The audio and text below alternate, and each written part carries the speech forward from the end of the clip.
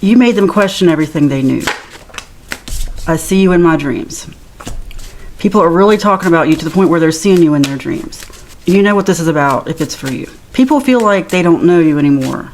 Like when you take the opposite of their advice, you do better. When you get away from them, you do better. They're starting to see that they were projecting their own failures, their own insecurities on you. I felt abandoned by you and you left when I needed you. They come out a lot lately because these are very much like victim, I don't want to say victim playing necessarily for this situation, but people who just feel like you were there one minute and the next minute you're not. You left, you abandoned. These cards both came out at the same time. It wasn't really that you abandoned. It's just that you couldn't be held back by them anymore. People were holding you back in a lot of different ways, taking your time, taking your energy, feeling entitled to you, not wanting to give you the freedom that you need, trying to force their ways on you. Held back for reasons beyond my control. This is about their limiting beliefs that are holding them back, and they can't control that. It's like there's a whole other side of life that you've seen that they can't even comprehend.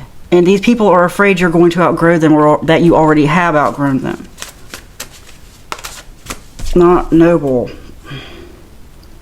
Some of the people who had good intentions for you really didn't, or they made it seem like they did. It's like a flip side of a coin. On one hand they did, on the other they didn't. It's like someone who pays your bills, but in exchange for that, you don't have freedom. You could have stayed there and let them pay your bill, whatever. That could just be an example of something else.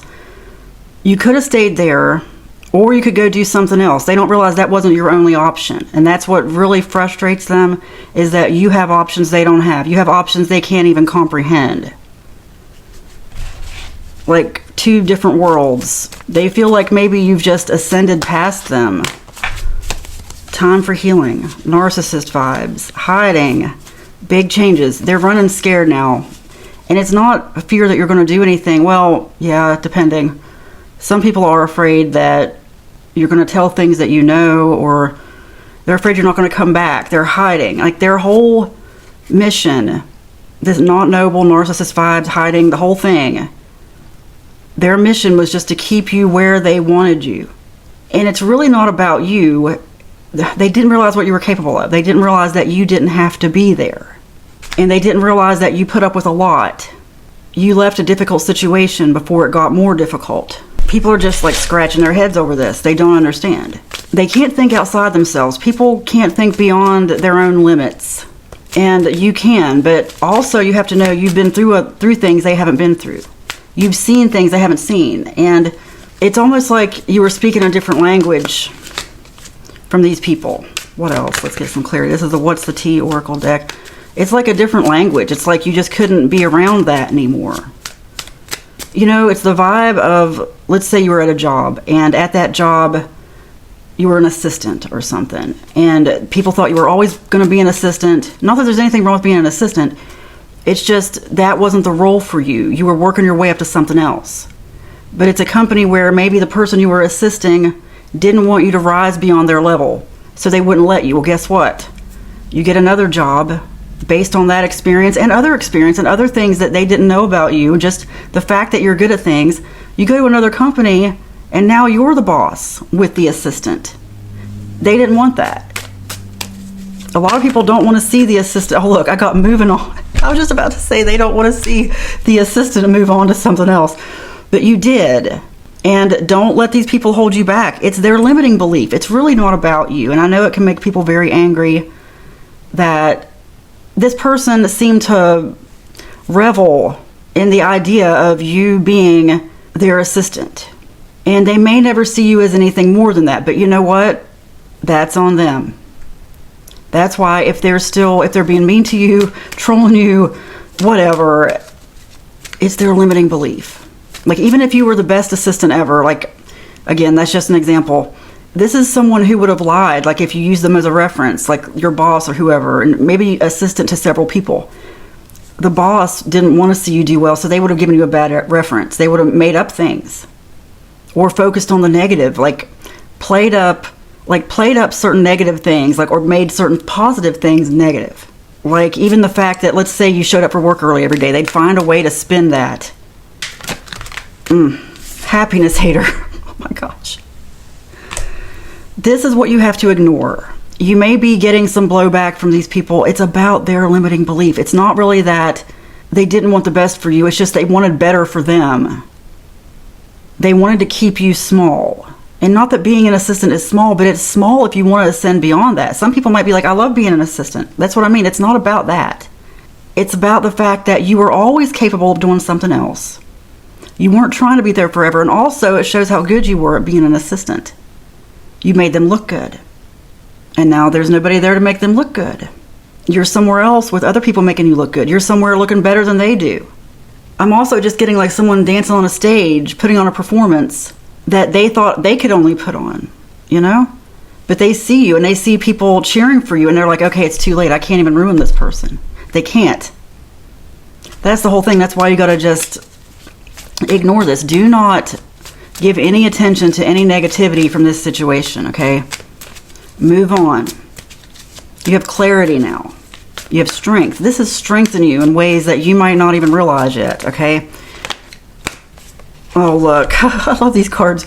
Queen rising, or could be king rising, too busy winning. Glowing up loud, all eyes on her, coming up, spotlight.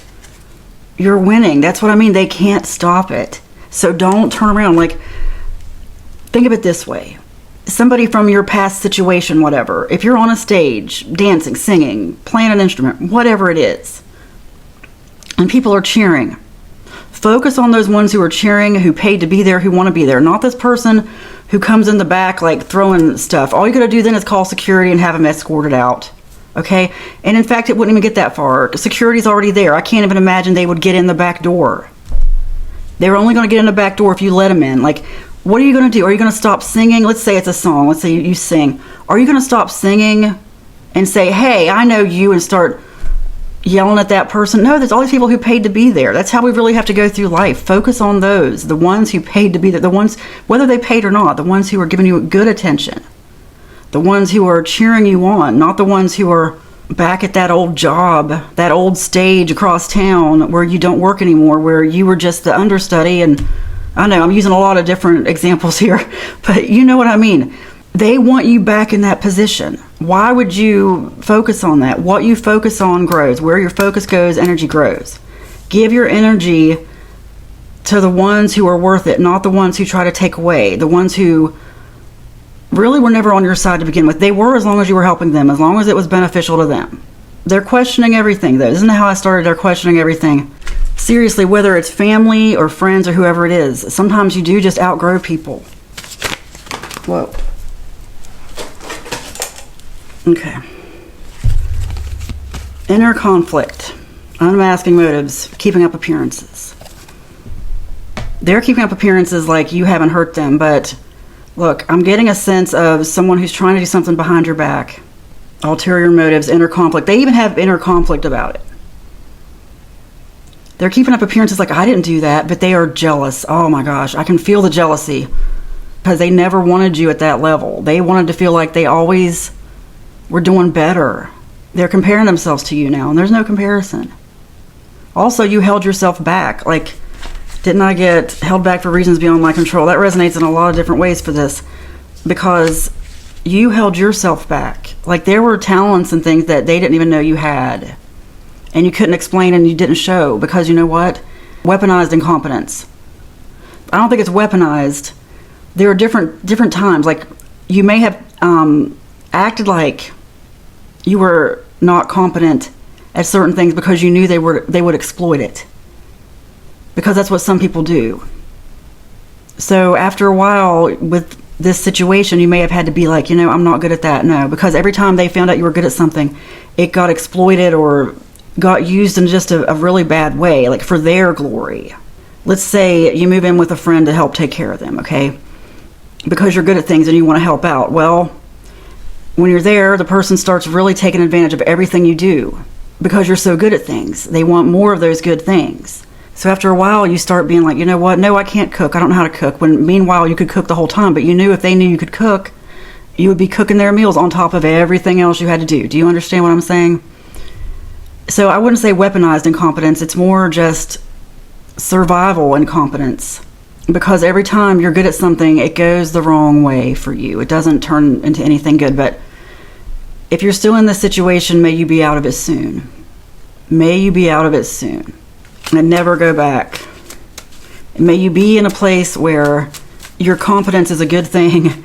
You get to use it for yourself or in ways where it's appreciated and not just, I want you to stay here and cook and clean for me or do everything for me. And anytime you try to leave, I'm going to do whatever I can. I'm going to sabotage you somehow. Whether it's sabotage your reputation, get you sick or something. Oh no, it's too bad you can't go. Look, this was a toxic environment too. And it may have been good at one time, like really good, but it became toxic. Good for you for getting out. Again, may you get out if you haven't gotten out. I just got false accusations. Look, do not waste time explaining yourself. Your work will speak for itself. Your work will speak for itself. Do not give this person any attention because all it's going to do is make you angry, make you look bad. And they're hoping that too. They're hoping that you would explode, that they could show people another side of you. Oh, I know who you really are. Oh my gosh.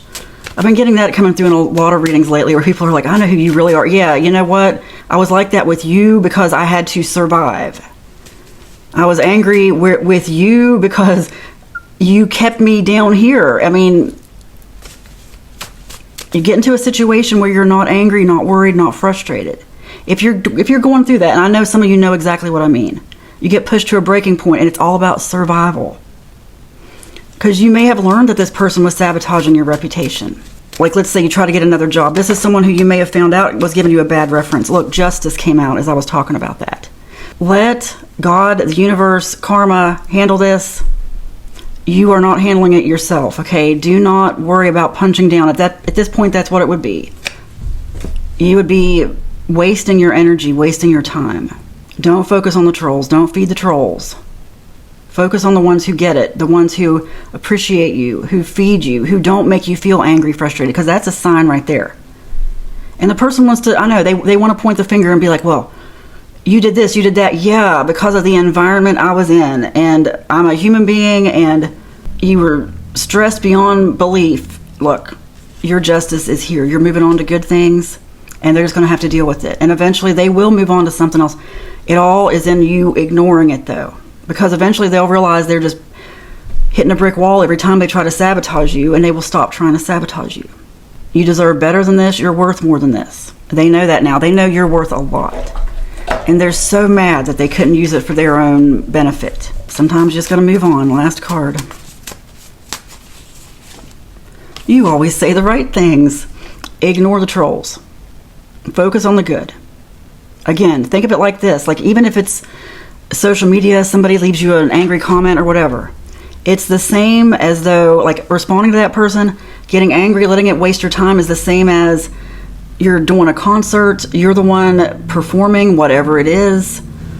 You got, let's say, thousands or hundreds, whatever, people sitting there who have paid, who are at attention, who are excited. You giving attention to that troll, and I'm talking to myself too, because I think a lot of us have been through this.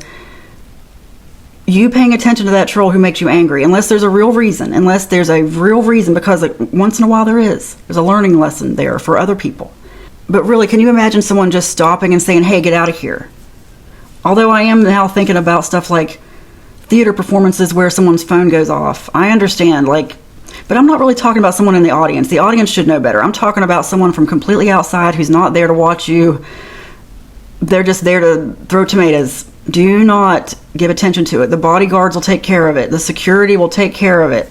Have no fear. You're going to draw in what you fear. Well, what if they do this? What if they come in backstage? I know, I get comments like this. No fear.